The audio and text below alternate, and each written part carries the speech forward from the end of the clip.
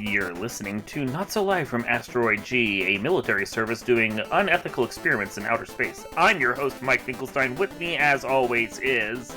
It's Mike the Ghoul, hanging out, gonna talk some space. Space!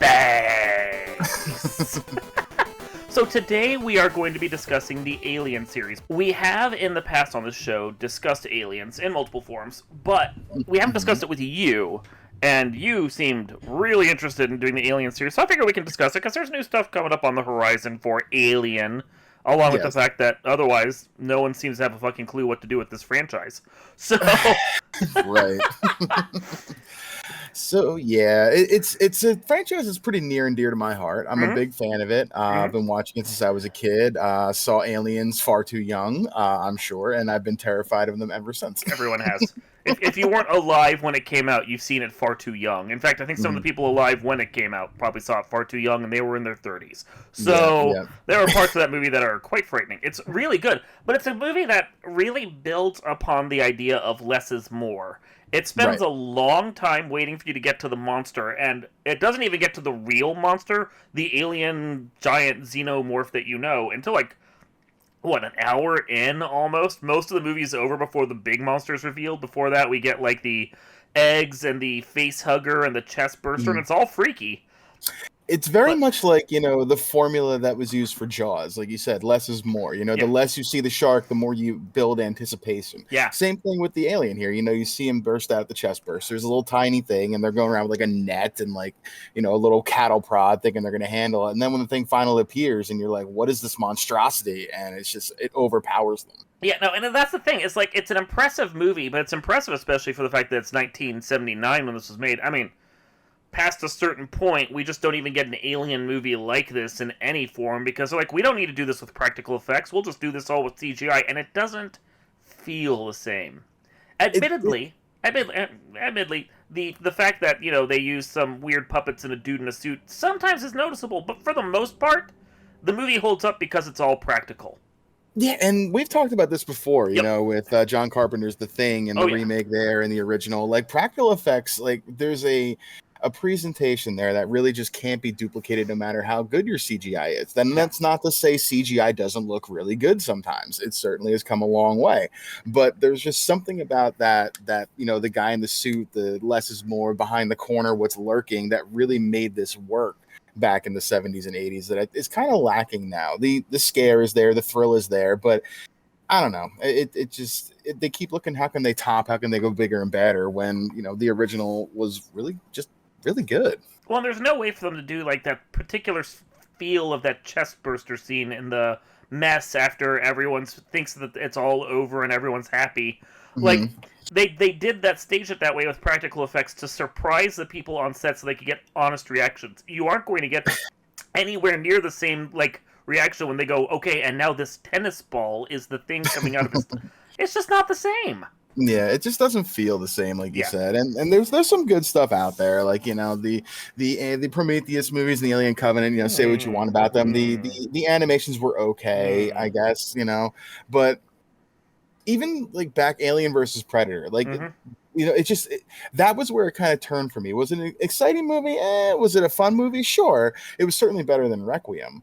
But even the way the aliens looked in that, they felt smaller, I guess. And I suppose that's what they were doing. Alien 3 kind of took that turn where, he went from, a bipedal to a quadrupedal because of the dog. And now that's kind of the accepted drone of the way they look, which is not how they were original. Yeah. It's a change. It's a choice. It's fine, I guess. Yeah. Well, there's this whole thing about, and I mean, we've seen this in other movies before, other slasher flicks, other monster movies, whatever. The longer you have a creature around, the less scary it becomes. Right. So with like, and I think some movies handle this better than others. The Predator movies attach this whole like weird tribal heroic kind of thing to the Predator. So while they're the bad guys, it's it's not really a villain. Hell, I even struggle to call them bad guys. I would say it's more like they're the antagonists. Because, like, from their perspective, we're the antagonists. So there's a more balanced storytelling that keeps them feeling fresh when the movies are done right. Like Prey, which we've discussed here before as a solid sequel. But with the aliens don't have culture. There's nothing like that here. The aliens are much more like The Shape, like Mike Myers or Jason Mm-hmm. Voorhees, Mm-hmm. where, the more you explain them, the less interesting they become. The more you use them, the more you have to explain them. And the only movie that ever got that right was Aliens, because James Cameron doesn't bother explaining shit. He's just like, look, more aliens. And then he just like throws them all at the guys and like, okay, well, they're gonna die or they're not. Let's just do this. It's an interesting point in that movie too, when they're talking about this thing come from an egg, and this comes from a person, but then what's laying the eggs? Like, it lays this question, and you're like, wow, I never really kind of thought Yep. about that in the Yep. first movie. What is laying these eggs? Yep. And the reveal of the queen was like, whoa, she's so much bigger, so huge, and like just terrifying in the way she controls them just by like hissing at them, like almost some kind of like I don't know if it's a language or telepathy or whatever she uses, but like this real like queen bee / queen ant control of her domain where she makes everybody work for her. It's kind of scary, man. Well, if we're talking about it like in comparison to slasher flicks, even though her character wasn't meant to be a woman, Sigourney Weaver's Ripley is the final girl of the first movie. She survives, she kills the killer, she gets away. Whenever you reuse a final girl, there's always this expectation they're going to survive. Now, the Friday the 13th, for example, they kind of avoided that by just killing everyone.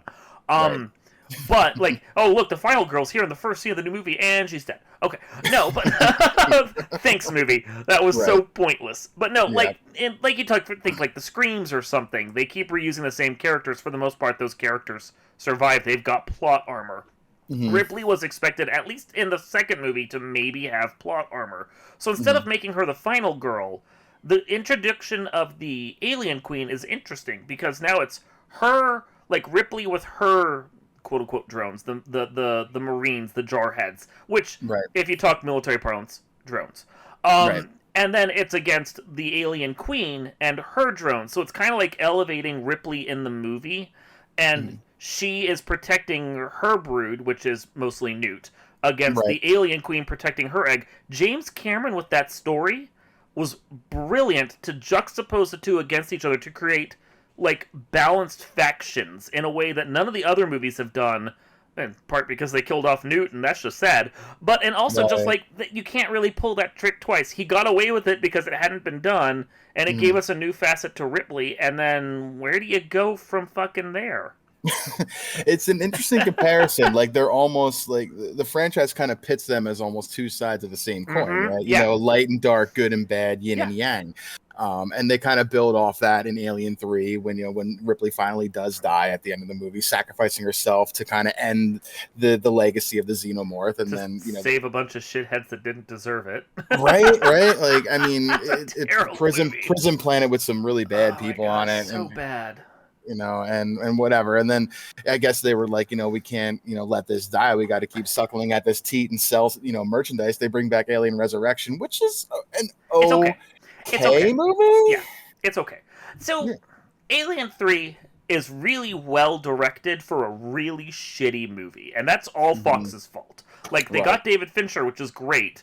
And he refuses to do franchise films ever again because of this fucking film, and I can't blame him for that. But they got David Fincher, and that was the one smart decision they made. Otherwise, they spent so long retooling and retooling and retooling a script that never came together, that Newt aged out of her own role. And instead of being like, well, she matured in the tube, or we've recast her with a different actress, they just killed her off. And that above everything else is the unforgivable mistake of this movie, because Aliens is all about Ripley saving this girl. That is the heart and soul of this movie. And then 15 seconds in, Newt is dead in the third movie. You're like, what the fuck was the point of any of this? It was really, you touched on it right there. Like, what was the point? And what this attachment and this feeling you had, this motherly bond from a woman who lost her child because she aged out, being, trapped in space, has a second chance with another child that she can save this time. And then she wakes up, and not only is the child dead, her, possible love interest in Corporal Hicks also dead. Which is also annoying, because Hicks was fucking great. He was the man, Michael Biehn. I mean, what a great actor. Like, Yes. wonderful in so many roles that he plays. Good Yes. guy, bad guy. He is just perfect as that police marine kind of Mm-hmm. authoritarian figure. That military presence, and he just pulls it off so well. Yeah. No, it's Alien 3. Like, there's no redeeming quality to Alien 3 beyond the fact that, well, David Fincher directed the shit out of a movie that didn't deserve his talent. It's like you said, it was a choice. I didn't believe the first time I saw it, like, when they're flashing through the scenes of, like, a child female, X amount age, deceased, and, like, she Yeah. drowns in the tube, Yeah. because her lungs couldn't handle the fluid or whatever that puts them to sleep. Like, you would think that that's something that wouldn't happen. Yeah, right? Lazy We writing, would maybe. kind of know this, and Yeah. maybe they would have a way around. Yeah, that's so dumb. And then how was Ripley able to bring the cat with her, but the cat was fine, and the Right? child who's a person is not fine? Like, Hicks, I get, impaled when they crash landed. What a way to go. I'm sorry, you deserve better, good He sir. did deserve better. So I don't know. I mean, I love the franchise. I'm always gonna have. I'm always gonna watch it. It's always gonna have a special place. The game that's out on Steam, Alien, where you play as Ripley's daughter, Isolation? that's Isolation. That's a pretty really good game. Honestly, when you watch it and play it, like, there's some quirks to it, and it's a little weird, but it's a good story, and you get kind of a little bit of follow up of, like, what happened to Ripley's daughter, which you never really find out, because Yeah. in the second movie, when she finds out she passed away, she just doesn't want to know because she wasn't there. Well, Like, that'd be a tough choice. It introduces a weird thing of continuity, though, because Right. for her to get to a space station to deal with the aliens, she'd have to travel through space. And Ripley was traveling through space for a while, sure, but still, how is it that she's been gone for 80 years and her daughter is dead when her daughter had to travel through space to also be... Like, the extended media always does this kind of shit, and you're like, okay. But then, I mean, is it any worse than Alien Resurrection, which is basically Ellen Ripley, like, fan fiction at this point? Oh, we could bring her back and she's part alien now. Yeah, I mean, yeah. and the thing is, that's not the part of the movie I have the fucking issue with. I've said this before on the podcast. The part of the issue I have with the movie is that it gives the aliens a human reproductive system, and you're sitting there going, how in any way is this more efficient than the eggs? Yeah, it's not. I mean, No. I guess they're trying to touch on evolution and progress and the species evolving into something more deadly, but it evolves into something very strange. Very strange and very dumb. Yeah. And, I mean, give credit to Sigourney Weaver. She tries to act the shit out of loving this weird human-alien hybrid, even when the rest of us have just absolutely tuned out. It's true. That thing is revealed, and you're like, well, I'm done with the movie now. And then it picks up a couple minutes before the end when the thing goes out the airlock. She runs up on deck, and someone's like, I thought you were dead. And I get that a lot. And I'm like, that's at least a good line. Thank you for bringing it back around. But God, that was awful. Yeah, and when she's doing the basketball thing, when the grunts all come there, and she hits that backward shot. I remember, as a child, like, it just was coming out, like, seeing something on, like, Entertainment Tonight or whatever, and they said that she really hit that shot. Did it like 8 or 9 times and then nailed it. Yep. Yeah, it wasn't, like, supposed to happen. They just nailed, like, well, shit, we're leaving that in there. That's awesome. That's so awesome. Yeah. But I mean, I hope that we continue to get, like, Ripley again in some form. I'm not sure if Sigourney wants to come back and do it. It'd be nice. There was a time. And then I don't think she's in now. Yeah, I mean, I don't want to see her go, the Jamie Lee Curtis route of, like, just being now almost what feels like an extra in her own franchise. Yeah. And we've talked about that before as well. So I hope that maybe we get something from Ripley or some kind of closure, because leaving it at that 1997, almost 30 years now. My God, it's the ship has probably sailed, like you said. Oh yeah. But, I mean, I wish that we got a little bit more of that Ripley from Aliens and Alien than we got in Alien 3 and Resurrection, where they kind of took her character. But maybe that's just me. Well, I think that you could bring her back, but she would be a cameo in her own film, because there's just nothing you can do with her at this point that would, like, the actress, I think, doesn't have the physical capabilities at this point. She's 60, getting towards 70 or something. There's no way she can do a physical action movie at this point. I mean, most action stars have to stop doing it when they hit 60 or so, male or female. That's just how that goes with human bodies. But Yeah. I don't know if it's necessary. I mean, the Alien versus Predator movies are not good. The first one's better than the second one, but the first one feels like a video game because it was done by Paul W.S. Anderson, who only Mhm. does video game movies, and they're all garbage. But it's fun garbage. It is fun garbage, but I'm pretty sure we discussed this. Requiem is nigh unwatchable. It is black on black on black, and you're just like, what did I even watch, and why did I Yeah. watch it? I think you brought up the point that, like, how can we hide things that don't look good, just make it darker? To the point where And you can tell they have no budget. yeah, Yeah. and that's another just like strange movie, and it ends Mm-hmm. really weird. And you get Rico Alworth or whatever her name is as like the supposed star, maybe that next Ripley kind of thing that she was from, from 24. I think she was in as a show, and like it was kind of the height of her career back then, or I don't know what she's done since. I'm not trying to shit on her, but like it was just it was a strange ending where they crash land this helicopter, but like are they safe? Are they not safe? I mean, I don't know. I guess it wasn't as strange as the Predator ending with the exoskeleton, but I mean, it was still kind of weird. It's all weird. We don't even need to touch upon the Predator series right now. We can go and revisit that one again at some point as well, because, I mean, I've Mhm. all talked about Prey. But, Right. yeah, like, you got those Alien movies, and then those two, Alien versus Predator, they should have just stolen a plot line from the Dark Horse comic books, paid for Dark Horse's stories, Hmm. done one of those where it's colonial marines against aliens and predators, and just lived with it. Yeah. Been Yeah. done with it that way, and not even bothered with what they did because that was terrible. Yeah. I can't say it any other way.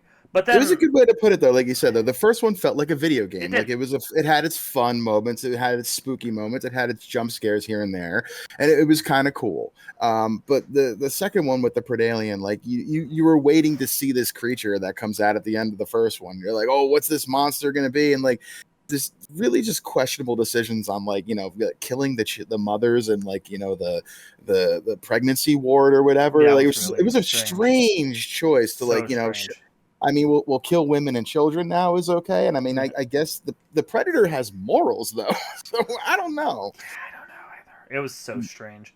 But Mm-hmm. then we get the Ridley Scott too. He's like, I'm going to come back to this franchise that I started, Yeah. and they were lackluster. I mean, so Prometheus has some interesting ideas, but it doesn't quite Mm-hmm. understand how to pull off its execution, and for most of it, it doesn't even feel like an Alien movie. Which credit, it's called Prometheus, not Alien. But still, Yeah. you're like you know why people came into the theater, and then even though you said you were relaunching the Alien franchise, you seem kind of ashamed to be doing an Alien movie. It's weird, like you said, to have an alien movie and just not have, the alien. It was Yeah, much more of a story of, the space jockey and like the precursors or whatever they're called, the people that came up with this virus that like, created life, which led to the alien, I guess. yeah. And David's story, I suppose. David as an android and an antagonist is the one redeeming quality from both these movies. Michael Fassbender does an amazing job Mm-hmm. as an actor. He's simultaneously creepy and charming in the movie, which like you kind of look for, I suppose, in a synthetic in this franchise. But he just pulls it off really well. There's a little Magneto in there with a little bit of like everything else he does well. Like he's a good part of it. But other than that, I mean, What? there's just not much in here that's good.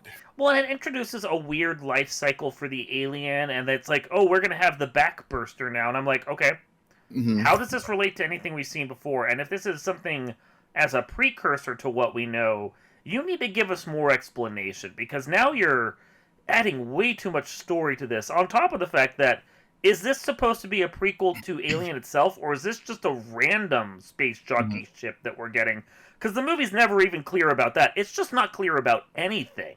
Yeah, yeah, it's questionable with some of the writing, and Mm-hmm. I'm not a writer.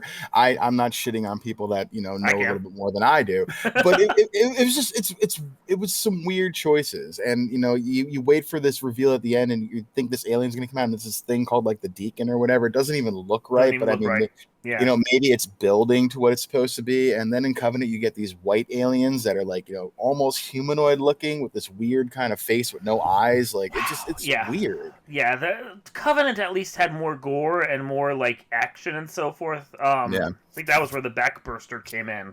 But it's Yes. still this thing of this doesn't feel like an alien movie. We're still missing that essential ingredient. Plus, in the case of Covenant, none of the characters were likable. I was ready for all of them to be dead in the first 10, 15 minutes. I'm like, okay, where is someone who's at least halfway competent like Ripley? Like, the first movie gave us Noomi Rapace, and she was interesting. She had something going on, but god damn, I didn't care about anyone in Covenant. I was happy when they died.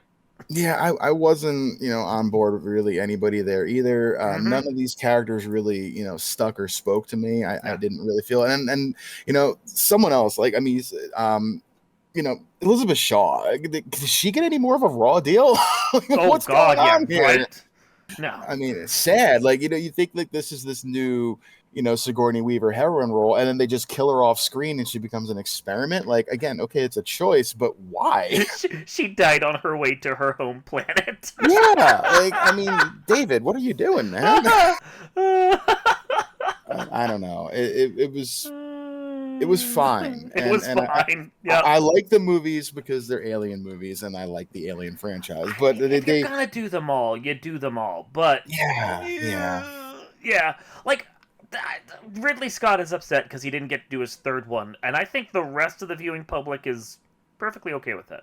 I think so. It's I'm looking at some of the stats here. Like, it made 400 million for Prometheus. Like, I think it made a lot early on just on the name of what it's supposed to be. Yeah. And then Alien Covenant comes out with, what looks like just about actually less budget. Look at that. Interesting. But it did half as good. Like, it just wasn't a good movie. It had some interesting lore and interesting, the spores that, lead to the backburster, like you said, and like this life cycle that, David is perfecting, and it's kind of interesting. But it goes from being that alien story to David's story, and I'm okay with that to a degree. But I mean, I just don't like it's frustrating.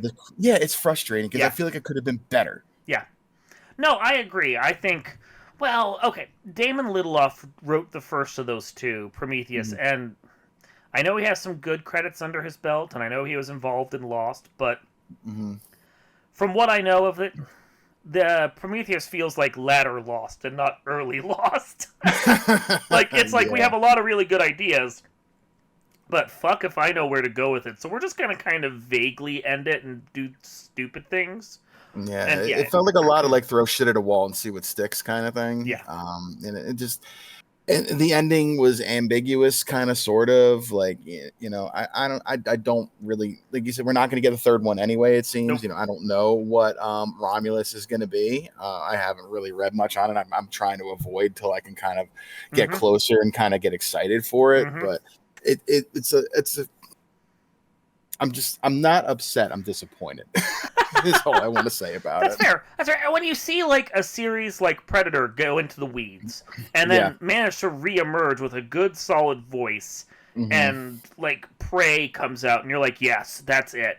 But I mean, even for all the lows of the Predator series, none of them have felt as bad as the lows of the Alien series. Two really good movies, and then just dog shit for years. Yeah, there was about a 25-year gap in there where everything was just bad. Predator 2, well, we'll talk about Predator again, like you said, at some other point. There's some good moments, even in like some of the bad Predator movies. But in general, like you made a good point. It never felt as campy and as bad as some of the Predator things, where it never felt like just as disorganized as Alien felt later on. So, well, yeah, Fox just thought they had a winning franchise with Alien and Aliens, and it made so much money, and then they just managed themselves into the ground, not even getting a third one out, and then after that, it was just like, what do we do now? Yeah. Besides more cocaine? We'll be fine, right? More cocaine. It'll solve all our problems. Yeah, we're going to turn around. It'll be fine. Yeah, I don't know. Like, in my head, the best idea they could do for an Alien movie is still just to, like, go an animated or anime route and just do an alternate universe version where Sigourney Weaver, Michael Biehn, and the girl who played Newt come back, and they just voice those characters in a quote-unquote third Alien movie that ignores every other thing that came out. Yeah, and I'd be on board with that because the actors and actresses could still do their voices. I mean, your voice ages a little bit, but you still sound like you. Well, so I could get on board with that. You just say they got home, And 20 years later, suddenly there's an alien thing, and then all three of them can go out because they're alien hunters together. Like, there's nothing stopping that from happening. Yeah, the family that hunts together stays together. Right? You know, this is a missed opportunity, Fox. We're looking at you. It's right there. I mean, if they're willing to do a TV series of Alien on Hulu, which, don't get me wrong, has the Fargo guy attached to do it, which I think is fucking brilliant. He's a great voice, and he knows how to do long-form serialized storytelling. Let that man direct whatever he wants. But, if you're willing to do that, you're clearly willing to take some risks on unconventional formats. Just do an animated film that picks up. They did a comic book adaptation that would have been like the third movie with Hicks and Newt. Just do an animated version of that. And give us the story we actually wanted to wipe the taste of Alien Cubed out of our mouth. Please, we're asking, please. Something that can give this franchise the acceptance and the rebirth that it deserves. Because, I mean, it's a great franchise. I mean, the Alien is one of the greatest movie monsters of all time. For sure. So, it deserves better than it's gotten. And stop trying to inject so much CGI and lore into this and just do what works. Do what works. And with that, this has been Not So Live from Asteroid G, sponsored by Wayland Yutani. I'm Mike Finkelstein. And I'm Mike the Ghoul, gonna go get some spaghetti and meatballs for dinner. No, not again. And we will see you all next time.